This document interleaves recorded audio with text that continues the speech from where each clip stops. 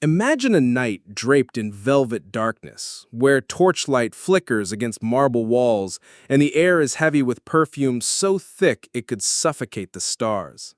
The Queen of Egypt, Cleopatra, moves like a phantom through chambers designed for spectacle, a woman caught between myth and flesh. Her name carries whispers of beauty, cunning, and sin. Her legend, however, carries something darker. The tale that she once summoned 200 guards to her bed, surrendering herself not to passion, but to excess. It is a story that reeks of both fascination and fear, a grotesque rumor born to entertain and to wound. You probably wouldn't survive this kind of night, not even with the stamina of a soldier who trains on sand and steel. Before diving into these forgotten stories of survival and suffering, if you enjoy learning about the hidden truths of history, consider hitting that like button and subscribing for more content like this. And please, comment below to let me know where you're listening from. The scandal of Cleopatra's supposed 200 guards is not simply an anecdote, it is a shadow stitched into her mythos. Whether true, false, or something in between, it has traveled through centuries like a poisoned arrow. But to understand why such a rumor could stick, one must first descend into the heart of her world, Alexandria, a city of light and decay, where spectacle mattered more than truth, and whispers could alter the fate of empires. Cleopatra did not simply rule, she performed her reign. She understood that perception was power, and so she cloaked herself in silk, in ritual, and in calculated seduction. Yet, every performance invites critics, and every queen invites enemies. This first thread of her legend is less about what she may have done, and more about what people wanted to believe she did. It was convenient for her enemies, especially the Romans, to imagine Egypt's queen not as a strategist or a ruler, but as a temptress undone by her own indulgence. To them, her court was not a palace, but a theater of sin, and she its star performer. Still, the actual Cleopatra was far more complicated. What we know for certain is that Cleopatra was the last of the Ptolemies, a dynasty of Macedonian Greeks who had ruled Egypt since the time of Alexander the Great.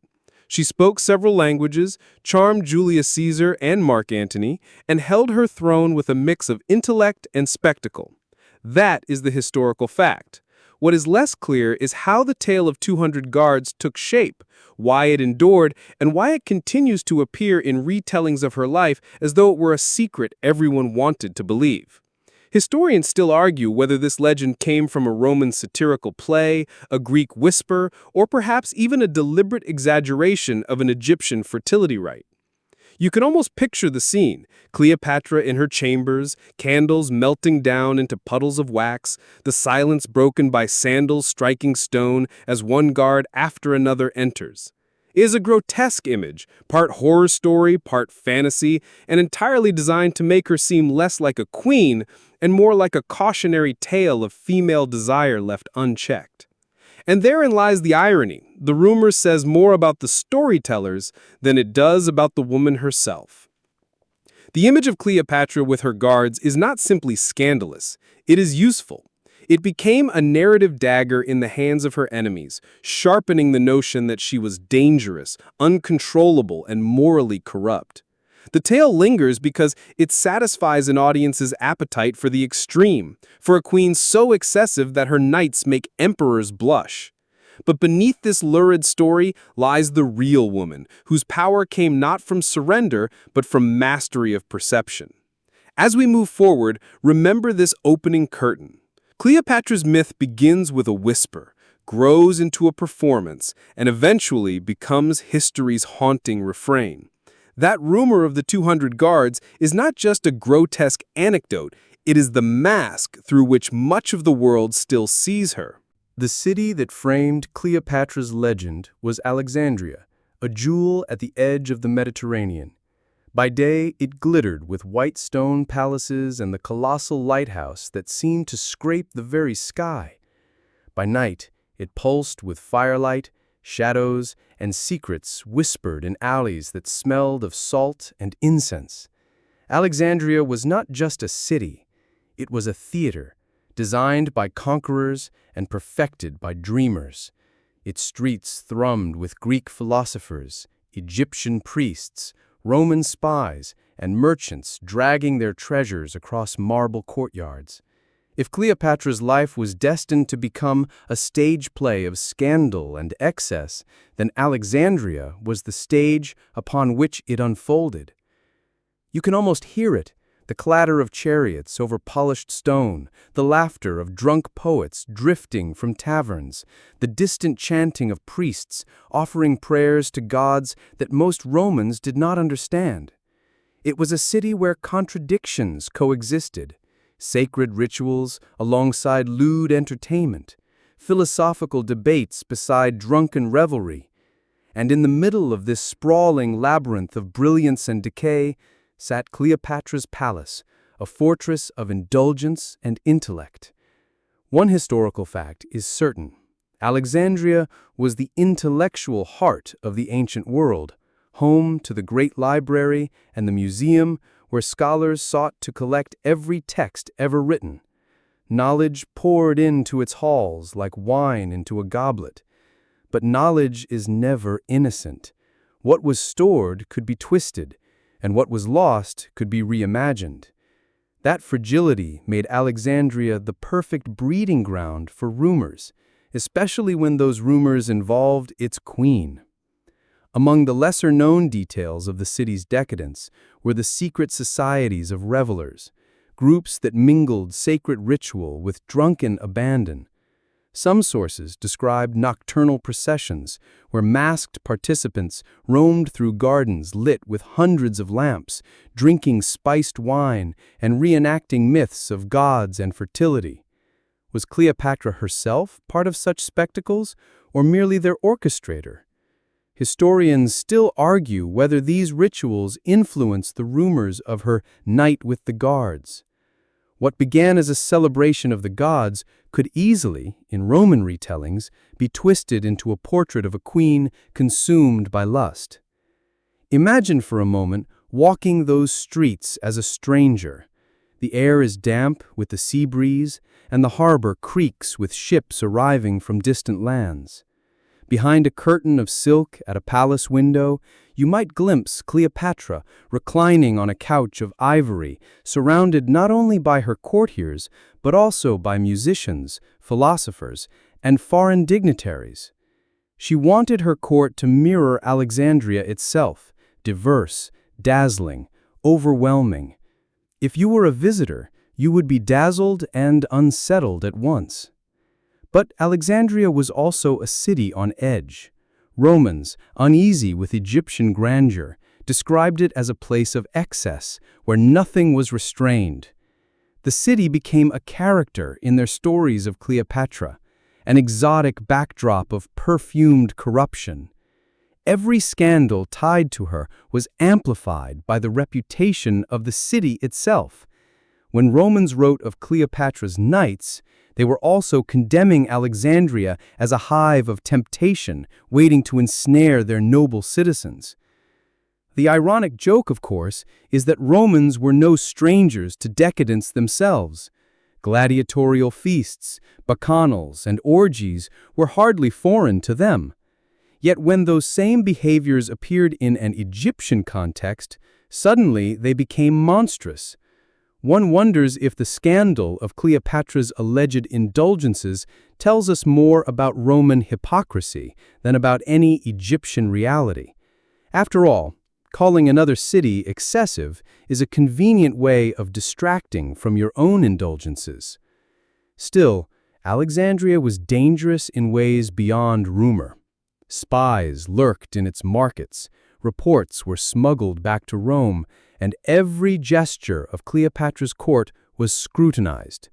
The queen's lavish banquets, her perfumed sails, her theatrical entrances, these were both political tools and traps. By dazzling her allies, she secured loyalty. By dazzling her enemies, she invited slander. In a city where spectacle was survival, she had no choice but to dazzle. And so the stage was set. Alexandria itself, whispered in torchlight, hinting at pleasures and terrors beyond imagination. every tale about Cleopatra's nights was amplified by the city's reputation, a place where excess was not an accident but a way of life.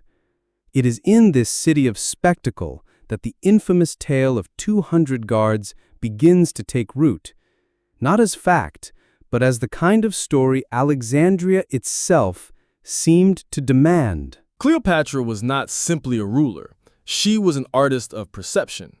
In a world dominated by men, Roman generals, Egyptian priests, Greek philosophers, her throne rested on her ability to appear more than human. She had inherited not just Egypt's crown, but also its ancient traditions of divine kingship, and she used them with ruthless brilliance. To her subjects, she was Isis reborn, shimmering in gold, bathed in incense, draped in linen that seemed spun from moonlight. To her allies, she was a queen whose voice could shift from seductive charm to razor-edged command. And to her enemies, she was a woman so dangerous that her very image had to be turned into a weapon. Historical fact anchors us here. Cleopatra spoke multiple languages fluently: Greek, Egyptian, Hebrew, even hints of Latin. She was one of the few Ptolemies to embrace the Egyptian tongue, making her more than a distant Greek overlord. This linguistic mastery let her cross boundaries, converse with priests, soldiers, and foreign emissaries alike. But knowledge alone does not make a queen unforgettable. What made Cleopatra legendary was how she cultivated herself as both a woman and a goddess. There are unsettling details often forgotten in the smoother portraits. Ancient accounts describe her not as a simple beauty. Indeed, some said her looks were ordinary, but as someone whose presence disarmed and consumed. She drenched her ships in perfume so strong that you could smell her arrival before her sails appeared. She painted her eyelids with malachite and her lips with crushed carmine, not merely as cosmetics, but as symbols. Her entrances were not coincidences. They were performances carefully choreographed to make men feel as though the gods themselves had descended into their midst. And yet, even with this control, rumors seeped in like poison through marble cracks. The 200-guard tale is only one piece of the larger narrative that painted her as an embodiment of lust rather than strategy. Historians still argue whether these rumors came from genuine court gossip or were later inventions by Roman writers intent on smearing her. Was she truly a queen of indulgence, or was she simply a master at making indulgence look like power? You can imagine standing in her palace court, the torches throwing shadows that lengthen her silhouette against the columns. Her voice, low and deliberate, could pull you in, even as your mind whispered caution. If she smiled at you, would it be victory or doom? That was her genius. Cleopatra never allowed herself to just be a woman. She was always more, always myth, always untouchable, and yet dangerously close. And still, irony drips from the corners of history. The Romans accused her of dangerous seductions, yet half their senators and generals seemed eager to fall into her arms. It was almost as if Cleopatra were blamed for the weakness of others, as though their surrender became her sin. If 200 guards did indeed line up at her chamber door, perhaps the more shocking detail is not that she invited them, but that they came willingly, enchanted by the theater she commanded. Cleopatra understood the power of masks. She crafted herself as Isis, as Aphrodite, as a living goddess who could heal or destroy. But every mask carried risk. The more divine she appeared, the more monstrous her enemies painted her. It is here that the seeds of her excess were planted, not because she indulged, but because she dared to embody what men could not control. As we move deeper, remember that image was Cleopatra's sharpest weapon and her most dangerous liability. She made herself unforgettable, but in doing so, she left her legacy vulnerable to the very rumors that turned her brilliance into scandal. Rome had a peculiar obsession with Cleopatra, half terror, half fascination. To them, she was both an exotic queen of the East and a venomous serpent whose whispers could topple generals.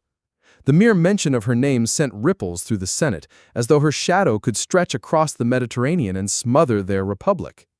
Cleopatra was, to Rome, not just a woman, but a weapon of destabilization. And what better way to weaken that weapon than to lace her memory with scandal? The historical fact is clear. Roman writers such as Plutarch, Cassius Dio, and later Suetonius all painted Cleopatra in colors thick with suspicion and contempt. They praised her wit, acknowledged her intelligence, but quickly drowned these truths in portraits of excess, indulgence, and dangerous sexuality. To them, Cleopatra's charm was not art, but poison. They accused her of enchanting Julius Caesar, then Mark Antony, as though their decisions were not political, but hormonal lapses brought on by her allure. Among the disturbing lesser-known details is the way Romans described her as almost supernatural. One account claimed that her very voice carried a kind of sorcery, capable of sliding into the ears and stirring the soul. Imagine that, being accused of witchcraft simply because you were persuasive. Romans, uncomfortable with the idea of a powerful woman who could outmaneuver them politically, found it easier to claim she was a seductress who bewitched noblemen into ruin. If 200 guards became part of her legend, it was simply another brushstroke in Rome's broader portrait of her as a woman who devoured all she touched. Historians still argue whether these tales of her monstrous appetites were based on real court gossip or pure Roman propaganda. Was there a shred of truth behind them, or were they simply crafted by men who feared being remembered as weak in her presence? After all, history tends to forgive the conqueror, but it rarely forgives the conquered, especially when the conquered is a woman. You can almost hear the sarcasm in their writings. Cleopatra, they suggested, didn't win loyalty through clever diplomacy, military strategy, or wealth. No, she just happened to have the most seductive gaze in the ancient world. Imagine an empire that spanned 3 continents reduced to trembling because of a queen's eyeliner. If it weren't tragic, it would be comical. Still, the Roman obsession with her was deadly serious. They feared that Cleopatra represented the East itself, a land of luxury, perfumes, silks, and softening temptations that could erode Rome's hard, disciplined values. To vilify her was to vilify everything she stood for. And so Roman plays and pamphlets described Cleopatra's palace as a place where soldiers forgot duty, where loyalty dissolved in wine, and where lust replaced order. 200 guards at her door? To the Roman imagination, it was the perfect image of a queen who corrupted men en masse. And yet irony drips like spilled wine across the marble floor of this story. Rome had its own scandals. Senators with harems, generals who feasted until dawn, emperors who performed on stage. They projected onto Cleopatra what they themselves could not admit. She became their mirror, reflecting the excess they wanted to despise but could not resist. For you, the listener, this is the point where history begins to blur. You can almost hear the Roman playwrights chuckling in the taverns, exaggerating Cleopatra's nights for an audience that craved both disgust and titillation. Did she really summon 200 guards? Or was it simply easier for Rome to believe that Egypt's queen was a monster of lust rather than a ruler of genius? In Rome's eyes, Cleopatra was never allowed to be just a queen. She was either a goddess or a demon, never human. And when a woman is denied humanity, rumors, no matter how grotesque, become her only shadow. The story of the infamous night does not begin with history, it begins with imagination. Picture the palace in Alexandria under the weight of evening. The harbor groans with ships rocking against the piers, while the palace gardens glow with oil lamps that paint the air in flickering gold. The marble floors are scrubbed until they gleam like water, and the scent of myrrh lingers like a ghost in the corridors.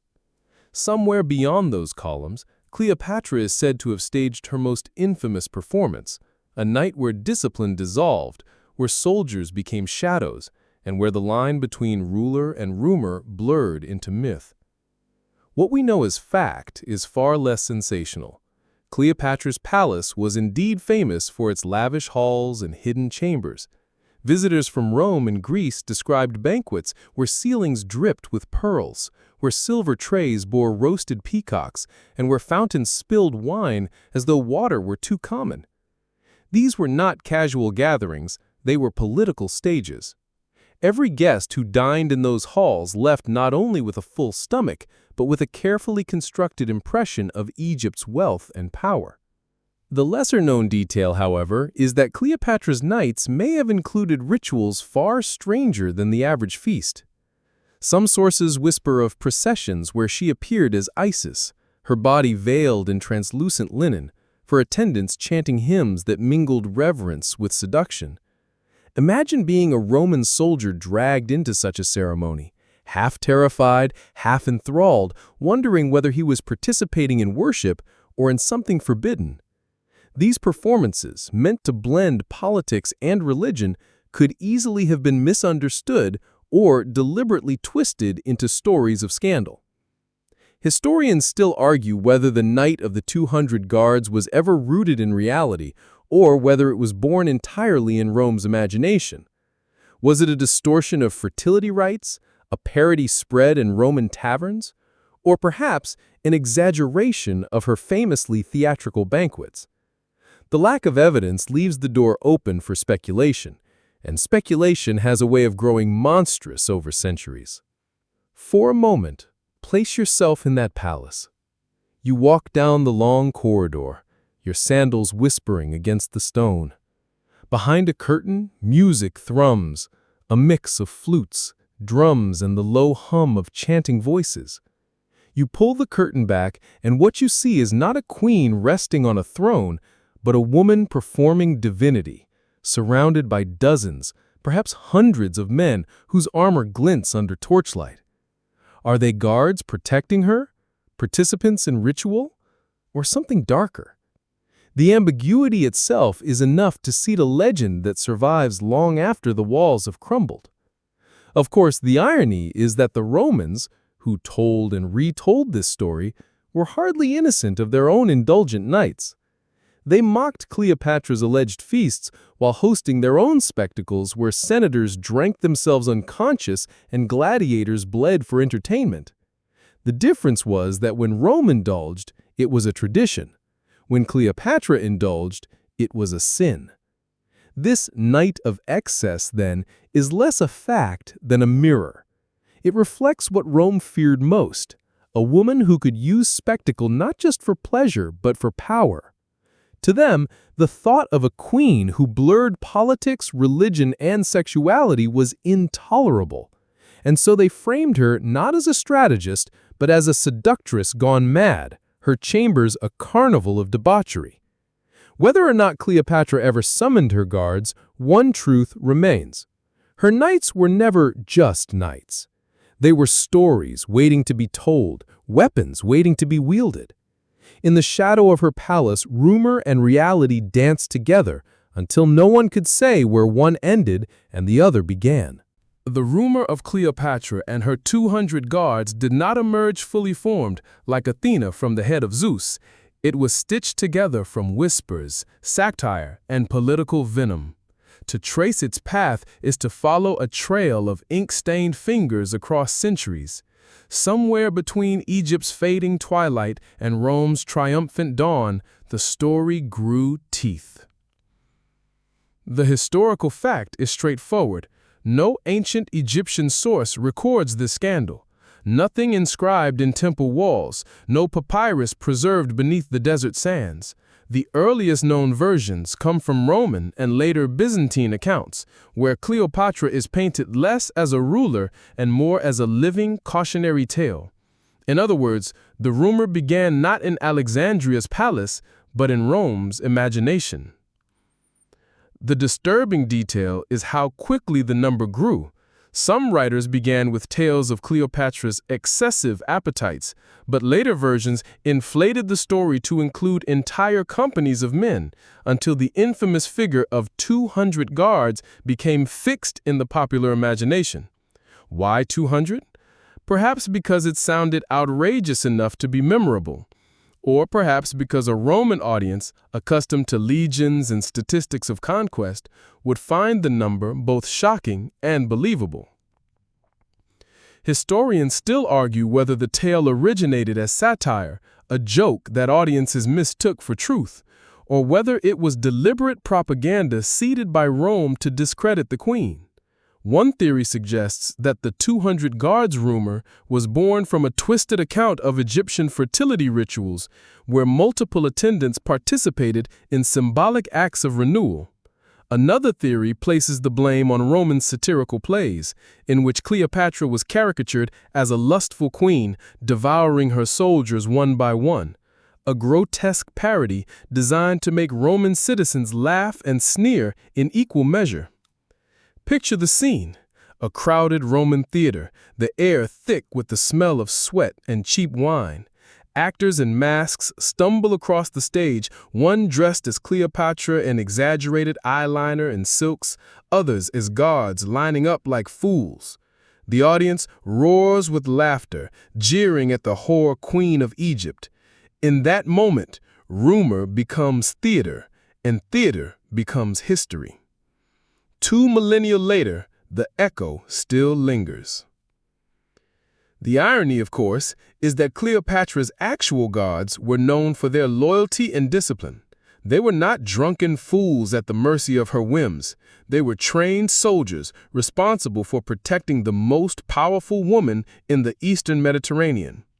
To imagine them abandoning duty for a night of indulgence is almost comically absurd.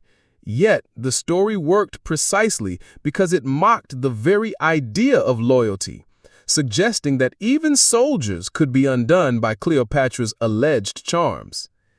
For you, the listener, this is where skepticism becomes essential. If the story seems too grotesque, too exaggerated, too perfectly scandalous, well, it probably is, but scandal does not need truth to survive. It only needs an audience willing to believe it. And in Rome, an audience hungry for tales of Eastern decadence devoured it like bread at a feast. The tragedy is not just that the rumor survived, but that it overshadowed the real woman. Cleopatra, the strategist who rebuilt Egypt's economy, who negotiated with Caesar and Antony, who dared to stand against Rome itself, was reduced to a bedroom farce. A queen's legacy boiled down to a punchline about 200 guards. And yet, perhaps there is a bitter kind of justice in how long the story has endured. It reveals more about the storytellers than the subject. Rome needed Cleopatra to be monstrous, because the alternative, a brilliant, capable woman who held men in thrall through wit and will, was far more terrifying than any sordid rumor. So the tale of 200 guards marched forward through time, from whispered propaganda to medieval retellings, to the point where even modern imaginations cannot shake it loose. Truth was buried beneath the laughter, and Cleopatra herself became a ghost performing on a stage she never chose. The Romans delighted in framing Cleopatra's chambers as dens of vice, but the truth, if one digs through layers of exaggeration, was often stranger, subtler, and no less unsettling. Cleopatra's feasts were spectacles, carefully staged dramas where food and ritual blurred into something more than mere indulgence. They were nights in which politics dripped like honey from golden bowls, and where the line between sacred offering and decadent excess grew dangerously thin. The historical fact is undeniable. Cleopatra's banquets were legendary. Pliny the Elder wrote of a feast in which she dissolved a priceless pearl in vinegar and drank it, a calculated act to demonstrate the limitless wealth of Egypt. This was not gluttony. It was theater, a message to Rome that her kingdom could consume treasures as casually as they consumed bread. Every dish served in those halls was part of a performance meant to remind foreign dignitaries that they dined with a queen who commanded not only armies, but the very symbols of abundance. Lesser-known details, however, whisper of stranger indulgences. Some accounts describe honeyed wine poured until courtiers collapsed beneath the tables, or roasted animals stuffed with other animals, layered like edible Russian dolls. Guests found themselves overwhelmed not only by food, but by sensation. Incense smoke curling into patterns, musicians playing in corners, dancers moving in deliberate rhythms designed to evoke the gods. Imagine sitting at that table, your senses assaulted from every direction until you no longer knew whether you were eating a meal or surrendering to a ritual. Historians still argue whether these feasts were intended as simple displays of wealth or whether they were tied to deeper religious practices. Egypt had long fused celebration with worship, using feasts as offerings to the gods. Did Cleopatra's banquets echo those traditions, blurring the sacred with the profane? Or did Rome simply reframe ritual as debauchery, twisting piety into scandal? The answer lies somewhere in the shadows, tantalizingly out of reach. For you, the listener, picture the flicker of oil lamps casting distorted reflections across polished cups. You raise a goblet, its rims sticky with spiced wine, and for a moment you wonder whether you are celebrating victory, honoring Isis, or simply drowning in decadence. That confusion was the point. Cleopatra wanted her feasts to disarm, to dazzle, to make allies forget their doubts. In that state, agreements were signed, loyalties forged, and enemies softened. And yet, irony lingers like sour wine at the back of the throat. Romans condemned her for these banquets, but their own elites indulged in feasts so gluttonous that vomitoria, chambers for purging, were allegedly built beside dining halls. Cleopatra's excesses shocked them, but only because they came wrapped in Egyptian silk instead of Roman tradition.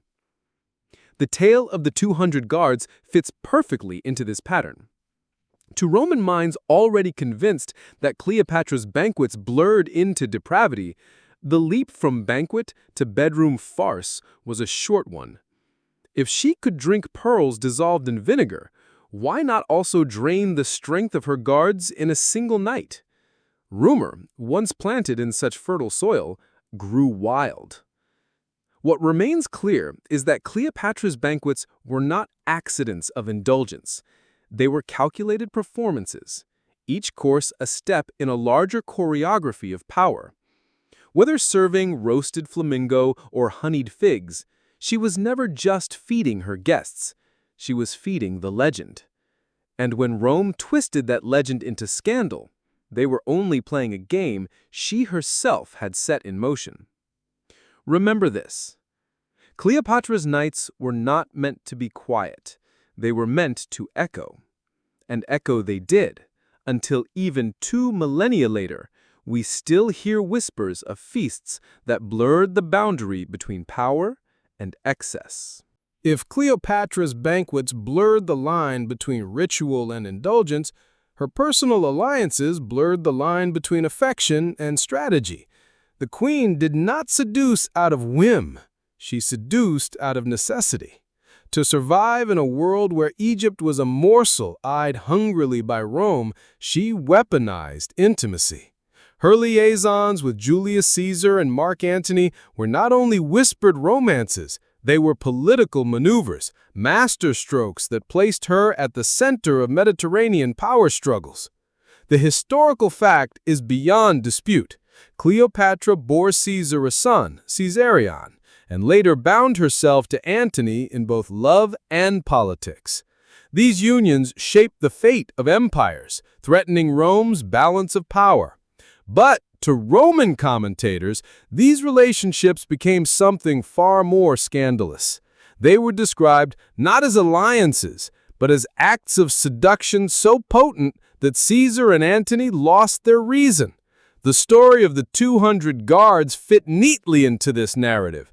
After all, if Cleopatra could undo 2 of the greatest men of Rome, why not 200 nameless soldiers as well? Among the lesser-known details is Cleopatra's theatrical meeting with Antony on the Cydnus River. She arrived on a barge draped in purple sails, reclining as if she were Aphrodite herself, with servants dressed as cupids fanning her. The air was so thick with perfume, it was said, that the scent traveled down the river before the ship was even visible. Antony, the seasoned general, was reduced in Roman accounts to a love-struck fool. The irony practically writes itself. Here was a warrior who had fought across continents undone by eyeliner and scented sails. You can almost hear the Roman senators snickering in their marble halls. Historians still argue whether Cleopatra's relationships were built on genuine passion or sheer calculation. Was she truly in love with Antony? Or was he simply a pawn in her struggle to preserve Egypt's independence? Was Caesarion a child of love or a living bargaining chip for legitimacy against Rome's encroachment? The sources contradict one another, leaving us stranded between romance and strategy. For you, imagine being in Antony's sandals, standing on the riverbank as Cleopatra's barge drifts closer. The air itself seems to change, perfume thickening, music swelling, eyes of the crowd turning. By the time she steps on shore, you are already ensnared, though no words have yet been spoken. That was Cleopatra's genius. She made the world believe that to resist her was to resist the divine. And yet sarcasm creeps into the cracks of the story.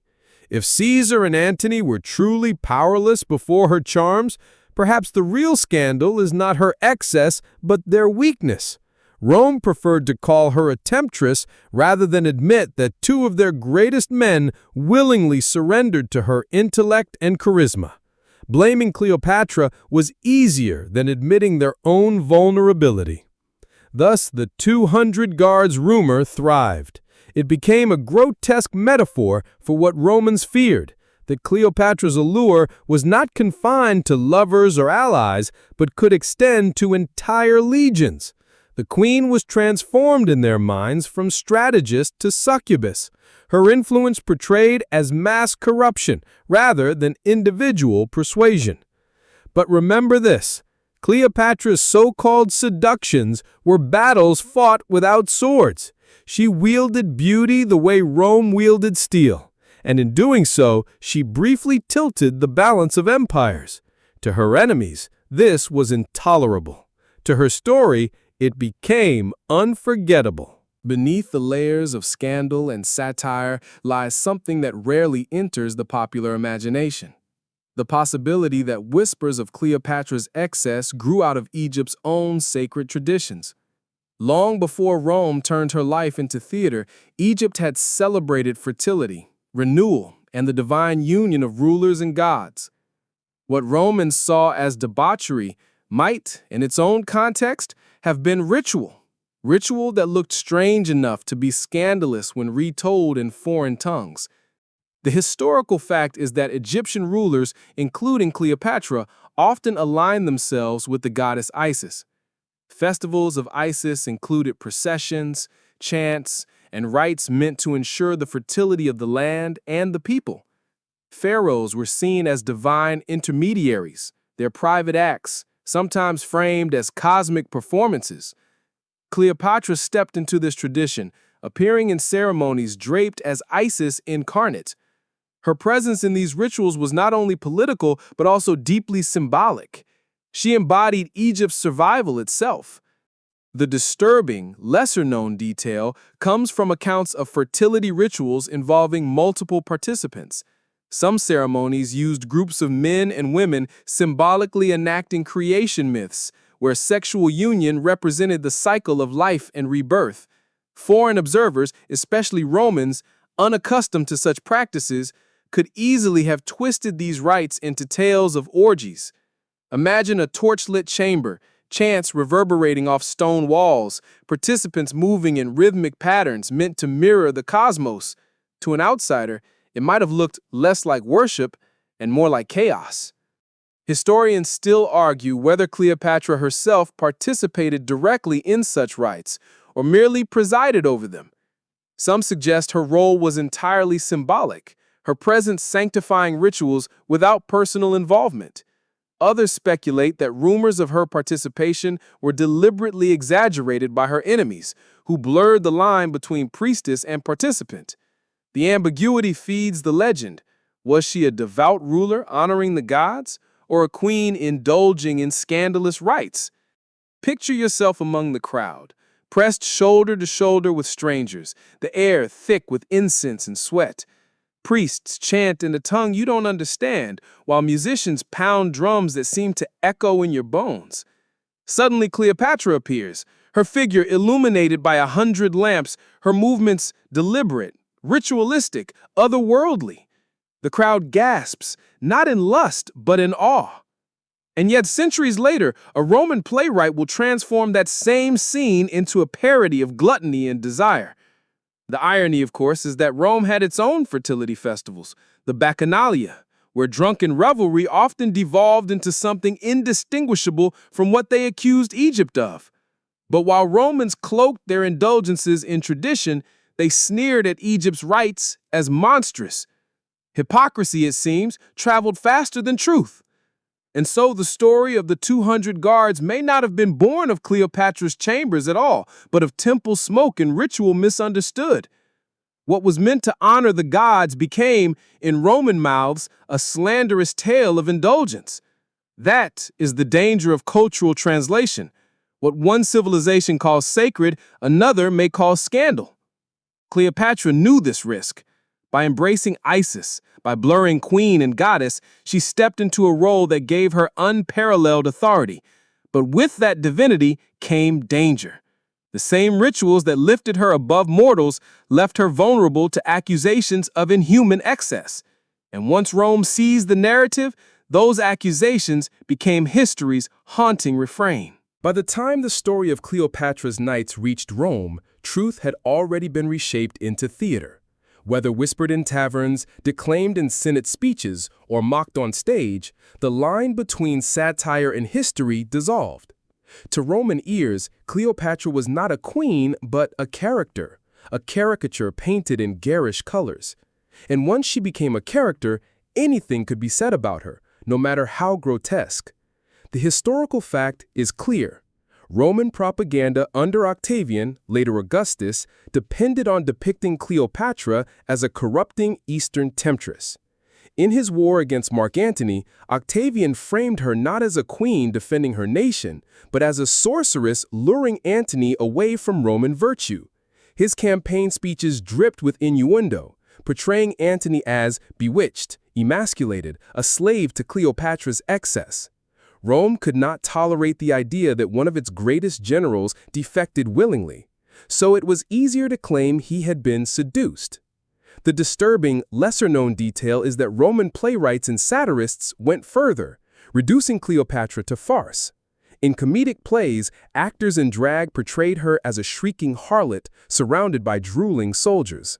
Some scholars even suggest that the infamous 200 guards rumor may have originated from a stage exaggeration meant to make audiences laugh. Imagine the scene, a drunken crowd in a Roman theater watching an actor with smeared makeup demand soldiers line up by the hundreds. The audience roars, the satire succeeds, and the slander begins its long afterlife. Historians still argue where satire ends and propaganda begins. Was the rumor born from deliberate defamation, or did it emerge as a joke that hardened into fact through repetition? The uncertainty leaves a bitter taste. When the same story is told enough times, even as parody, it starts to seem plausible. And for Cleopatra, plausibility was fatal. For you, imagine sitting in that Roman audience, clutching a cup of sour wine, jeering at the parody on stage. You laugh not because you believe it, but because it confirms what you've already been told, that Egypt is decadent, that its queen is monstrous, that Rome is righteous. In that laughter, a rumor cements itself in history. The irony is that Romans loved such tales because they reassured them. If Cleopatra was merely a voracious temptress, then Antony's downfall made sense. If she was a monster of appetite, then Rome's conquest of Egypt was not conquest, but salvation. A grotesque exaggeration became the moral justification for empire. And so satire blurred into truth. The rumor of Cleopatra and her 200 guards became a metaphor for everything Rome feared about the East: luxury without discipline, beauty without restraint, power without control. Whether true or false no longer mattered. The story was too useful to abandon. It is here, in this murky overlap of propaganda and parody, that Cleopatra's myth hardened into something indestructible. She ceased to be a queen of flesh and blood and became a canvas upon which Rome painted its anxieties. Every whisper of excess, every joke about soldiers lining up at her door was less about Cleopatra and more about Rome's own insecurities. Remember this: satire, once repeated often enough, can become indistinguishable from history. And Cleopatra, trapped in the laughter of her enemies, remains one of the most enduring victims of this transformation. If Julius Caesar's dalliance with Cleopatra scandalized Rome, Mark Antony's surrender to her became its obsession. Antony was not just any general. He was Rome's war hero, a man who had marched beside Caesar and commanded legions across continents. To see him enthralled by the Queen of Egypt was, for many Romans, a nightmare. In their imagination, Cleopatra was not simply Antony's lover. She was his undoing, the serpent coiled around his neck, tightening with every kiss. The historical fact is unshakable. Antony allied himself with Cleopatra, fathered children with her, and declared Caesarion the rightful heir of Julius Caesar. He even distributed Eastern kingdoms among their children in the so-called donations of Alexandria. This was more than romance. It was a direct political threat to Octavian's control over Rome. Yet in the hands of Roman propagandists, these gestures of alliance became evidence of Antony's emasculation. To them, he was no longer a general, but a puppet of Egypt's queen. The disturbing, lesser-known detail is how Antony was portrayed in satire. Roman pamphlets mocked him as the slave of the queen, dressing him in silks and portraying him as abandoning Roman discipline for Egyptian perfumes. One lampoon even claimed he practiced Egyptian rituals in drag, a humiliating image meant to strip him of all masculinity. Imagine the laughter in the Senate as Antony, once Rome's iron fist, was caricatured as a love-struck fool bathing in Cleopatra's scented oils. Against such mockery, the tale of the 200 guards fit perfectly. If she could dominate Antony, why wouldn't she consume entire cohorts of soldiers? Historians still argue whether Antony was truly bewitched or whether he consciously chose alliance with Cleopatra as a rational strategy against Octavian. Was his devotion to her political pragmatism or personal surrender? The sources, drenched in Roman hostility, leave us guessing. Perhaps Antony did lose himself in Cleopatra's world of feasts, rituals, and theater. Or perhaps Rome needed that story to mask its fear that Antony simply made the wrong gamble. For you, picture Antony in Alexandria, a hardened general, softened by wine, laughter, and Cleopatra's gaze. He reclines beside her on ivory couches, his armor traded for silk, his strategies drowned in the sound of flutes.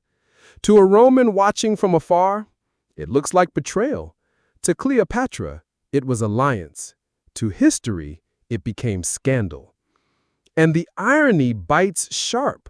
Rome condemned Antony for surrendering himself to Cleopatra's influence, yet it conveniently forgot how many Roman generals had surrendered themselves to indulgence in their own city. The difference was simple. Antony's indulgence belonged to a foreign queen, and that made it unforgivable. The tale of the 200 guards, then, became more than just gossip about Cleopatra. It was a metaphor for Antony's fall. It suggested that he was not defeated by Octavian's legions, but by Cleopatra's bed. It recast a war for empire as a bedroom farce, where love and lust toppled armies. In this retelling, Rome emerged noble, while Antony and Cleopatra emerged as cautionary caricatures. So when you hear the story of Cleopatra and her guards, remember Antony's shadow standing behind it. His fall was her fall, and his entanglement with her ensured that both of their legacies would be rewritten as tragedies of excess. Their love story, whether genuine passion or calculated alliance, became the stage upon which Rome performed its greatest smear campaign. When Octavian rose to power, he faced a problem. Rome needed a villain. The Republic was gasping its last breaths, and the people needed to believe its collapse into empire was not betrayal, but salvation. Enter Cleopatra, the perfect specter to haunt Roman imagination. Her death was necessary, but so was her vilification. Octavian's victory over Antony could not just be military, it had to be moral. And so the Queen of Egypt was transformed into something grotesque, her life weaponized as propaganda. The historical fact is simple. Octavian commissioned narratives, poets, and orators to portray Cleopatra as a decadent temptress who had bewitched Antony and nearly stolen Rome itself. Virgil's Aeneid, for instance, includes vivid lines of Eastern queens in monstrous procession, clearly echoing Cleopatra. She was not remembered as a ruler, but as a threat, her power rewritten as perverse appetite. The disturbing, lesser-known detail lies in the sheer scale of this campaign. Coins were minted with Antony's face opposite Cleopatra's, symbols of their dangerous union. Public speeches dripped with accusations of sorcery and orgiastic excess. Even the rumor of the 200 guards became useful. It perfectly embodied Rome's claim that Cleopatra corrupted not just men, but entire armies. What better proof of her monstrous hunger than a night spent consuming soldiers like morsels at a feast? Historians still argue whether this slander was orchestrated by Octavian alone or whether it snowballed from wider Roman anxieties. Was it a top-down invention, or did Rome's citizens themselves crave stories of Cleopatra's corruption? Perhaps it was both, a propaganda seed planted by Octavian that thrived in the fertile soil of public fear and fascination. For you, imagine the streets of Rome buzzing with whispers, pamphlets flutter in marketplaces, actors parody Cleopatra on stage, poets murmur of a queen whose beauty could unman Caesar and Antony alike. Somewhere in the crowd, a Roman mother warns her son not to be ensnared by Eastern women. Somewhere else, a senator chuckles over tales of Cleopatra's guards. The queen is dead, yet her scandal lives more vividly than her deeds. And irony drips through every word. Octavian himself was hardly a man of unshakable virtue. Rome would later endure emperors like Caligula and Nero, whose excesses made Cleopatra's alleged indulgences look tame. Yet none of their debauchery carried the same enduring sting. Why? Because Cleopatra was foreign, female, and powerful, the perfect combination for Rome to demonize. The poison of propaganda is that it lingers. Long after the players are gone, their shadows remain. Cleopatra may have ruled Egypt with brilliance and daring, but her enemies ensured she would be remembered not for policy or strategy, but for scandal. The 200 guards became more than rumor. It became evidence, a grotesque shorthand for her supposed corruption. This is the cruel triumph of Octavian's narrative. By reducing Cleopatra to excess, he elevated himself as savior. The Roman people did not see a queen fighting for her throne, they saw a temptress undone by her own appetites. And through that lens, Rome's conquest of Egypt became not imperial greed, but divine justice. In truth, Cleopatra's story ended not in a feast, but in silence. Yet Rome could not allow silence. They filled it with laughter, with slander, with poison dressed as history. And for 2 millennia, that poison has remained in the bloodstream of her legacy. By the time Cleopatra faced her end, the rumors had already done their work. To Rome, she was no longer a ruler but a grotesque symbol. Her every gesture interpreted as excess, her every breath twisted into seduction.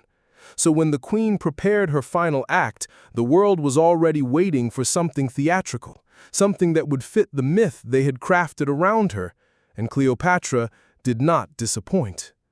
The historical fact is that Cleopatra died in 30 BCE, shortly after Octavian seized Alexandria. Ancient sources disagree on how. Some say she allowed an asp to bite her, others claim she used a poisoned ointment hidden in a hairpin. Either way, her death was staged with deliberate symbolism. Draped in royal robes, she lay upon a golden couch, her body positioned as though she were ascending to meet the gods. Even her death was a performance, carefully choreographed to echo her lifelong role as Isis reborn. The disturbing, lesser-known detail is how her servants were found beside her, lifeless as well, as though they had rehearsed the scene together. The chamber was arranged not as a desperate suicide, but as a tableau, a living painting of tragedy. Imagine walking into that room, the queen serene, her hand still adorned with jewels, the air faintly scented with poison. It was not a death, it was a message. She had chosen how to be remembered, even if Rome would rewrite it. Historians still argue whether the asp was real or symbolic. Some claim no serpent was present at all, and that the story was a Roman flourish meant to dramatize her end. Others suggest she may have tested poisons long before her final act, rehearsing death the way an actor rehearses a monologue. What is certain is that her exit was no accident. Cleopatra turned her own death into theater, denying Octavian the triumph of parading her through Rome in chains. For you, imagine the silence after her last breath. The palace that once pulsed with music and laughter is now still, the torches sputtering as though even fire mourned. Outside, the city groans under Roman occupation. Inside, the Queen of Egypt transforms into myth. Her enemies will claim she was a glutton for lust, a monster undone by her own appetites. Yet her death says otherwise. It was discipline, not indulgence, that defined her final moment. And yet, irony lingers. The very rumor of the 200 guards, whispered for years to mock her, found strange echoes in her death. To Romans, it was proof that such a queen could only end theatrically, that her life of excess demanded a death of spectacle. They overlooked the reality that Cleopatra had chosen dignity over humiliation, silence over ridicule. The queen's last performance was not an orgy, but an elegy. She denied Rome its ultimate theater, the Triumph March, and instead authored her own curtain fall. Cleopatra was gone, but the stories remained. And it was those stories, not her strategies, that shaped her afterlife. Her enemies wrote her epitaph, and their ink proved sharper than daggers. Generations after her death, poets, chroniclers, and playwrights continued to echo Rome's portrayal: the temptress who devoured men, the queen who turned her palace into a brothel, the woman whose night with 200 guards symbolized her monstrous appetite. Her true legacy, scholar, ruler, strategist, was buried beneath the rubble of satire. The historical fact is chilling. Cleopatra was the last pharaoh of Egypt. With her death, the Ptolemaic dynasty ended, and Egypt was absorbed into Rome's empire. Her reign had been filled with diplomacy, trade reforms, and cultural patronage, but those achievements rarely survived in retellings. Instead, the Cleopatra remembered in European Renaissance plays, in medieval chronicles, even in Shakespeare's verse, was the Cleopatra of scandal and ruin. She became myth before she became memory. The disturbing, lesser-known detail is how willingly later generations embraced the caricature. Medieval manuscripts gleefully repeated the rumor of the guards, adding flourishes that made it ever more lurid. In some versions, the number of lovers grew beyond 200, as if scandal had to expand to keep its flavor. By the time the tale reached Elizabethan England, Cleopatra was less queen and more cautionary symbol, warning against the dangers of female power. Imagine schoolchildren centuries later reciting lessons not about her governance, but about her wantonness. Her enemy's smear campaign had outlived her by millennia. Historians still argue whether we can ever recover the real Cleopatra. Was she the ambitious ruler who spoke 9 languages and negotiated with the most powerful men of her age? Or was she the creature Rome painted, the seductress of endless appetite? Every new generation of scholarship uncovers fragments of her real rule, yet the rumor of the guards continues to appear, stubborn as a weed in the cracks of history. For you, picture the silence of her tomb, lost now, never found, while outside her enemies' voices echo louder than her own. That is the cruelest irony. The queen who controlled spectacle in life lost control of it in death. Octavian's propaganda ensured that when children, centuries later, thought of Cleopatra, they thought not of reforms, alliances, or resistance, but of scandal. And so her legacy was carved not with chisel, but with rumor. She was remembered less as the last pharaoh and more as a monster of indulgence, a shadow stretched across history's stage. The truth may yet be buried beneath Alexandria's sands, but until it is unearthed, the Cleopatra we know remains the one her enemies created. And so the story circles back to the feast that never ends. The whispered night when Cleopatra supposedly summoned 200 guards to her chamber. No matter how often scholars dismiss it as slander, the tale refuses to die. It lingers because it is not really about what happened. It is about what people want to believe. The rumor has become a mirror reflecting human fascination with power, sex, and downfall. It is grotesque, it is absurd, and yet it endures. The historical fact remains unchanged. No Egyptian record mentions such a scandal. It appears only in hostile Roman and later retellings, always at a convenient moment when Cleopatra needed to be vilified. In truth, she was a ruler whose intellect matched her theatrics, who governed a kingdom on the edge of collapse, and who fought with every tool available to her. But scandal makes for sharper storytelling than policy, and so the rumor eclipsed the reality.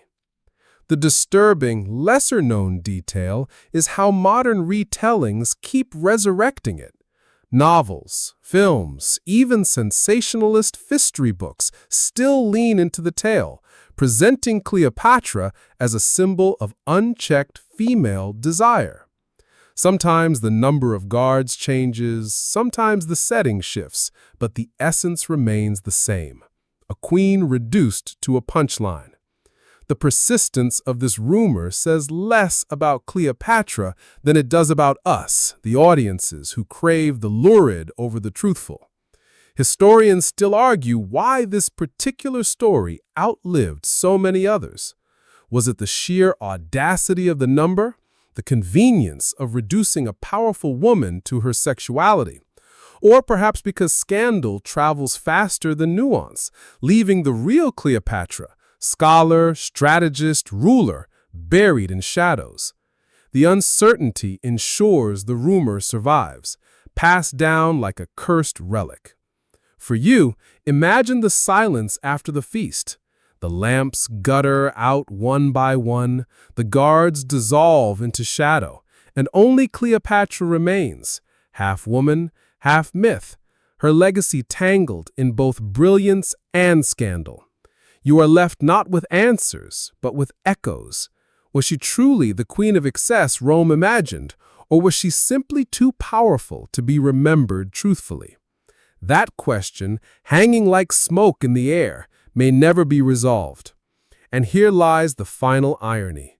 Cleopatra controlled her image more masterfully than any ruler of her age, yet in death she lost control of it entirely. The queen who turned life into theater was trapped in a performance written by her enemies, one that has outlasted her empire. The story fades now, like torchlight dwindling in a great hall after the feast is ended.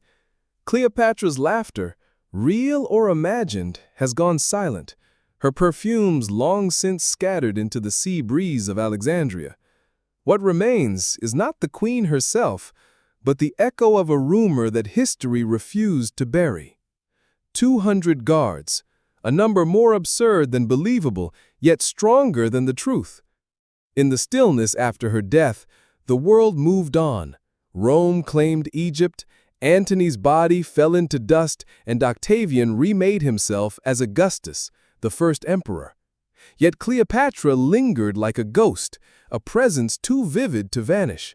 People wanted her not as she was, but as they imagined her, beautiful, dangerous, monstrous, irresistible.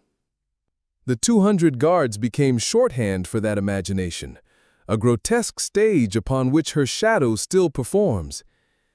There is a lesson in this silence.